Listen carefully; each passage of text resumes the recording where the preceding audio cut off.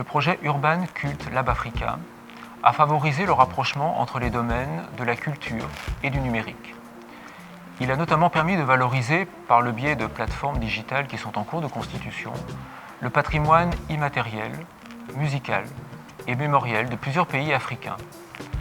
Il a enfin appuyé les dynamiques collaboratives, le métissage, les circulations culturelles et artistiques entre l'Afrique, les Caraïbes et l'Europe. Le projet Urban Cult Lab Africa a permis de renforcer le lien entre les acteurs du numérique, que sont les Fab Labs de la sous-région, et les acteurs culturels, les différents acteurs culturels qui ont contribué à ce projet.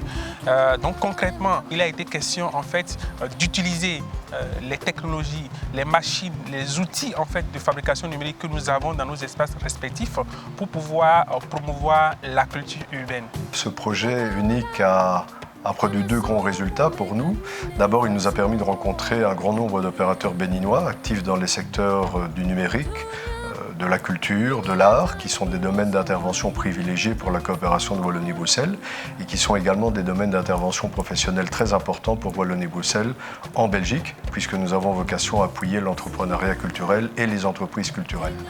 Et une autre ligne de force a été évidemment le partenariat avec les pays de l'Union européenne, en particulier ici les Pays-Bas et la France, représentés par l'Institut français, parce que d'une manière générale, dans notre coopération, de plus en plus, nous cherchons à créer des synergies avec les opérateurs autres pour mutualiser nos moyens et produire davantage d'impact au profit de nos bénéficiaires. Le projet Urban Cult nous a permis de renforcer les capacités de 120 jeunes de nos lycées et collèges sur les généralités sur Covid-19, les gestes barrières et les techniques de communication aussi bien auprès de leurs pairs que des membres de leur communauté. En retour, ils ont eu à faire 3000 bénéficiaires à travers 150 sensibilisations au niveau communautaire et 120 sensibilisations au niveau scolaire pour plus de 30 000 bénéficiaires. Il faut bien entendu ajouter que ces élèves ont également animé 234 émissions radiophoniques en français et en langue locale.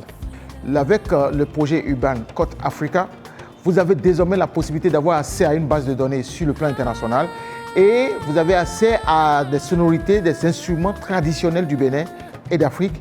Et avec ça, vous pouvez faire toute la musique que vous voulez. Nous avons commencé déjà à travailler sur une carte interactive pour permettre aux gens de pouvoir mieux comprendre ce qui s'est passé et de le mettre en version numérique.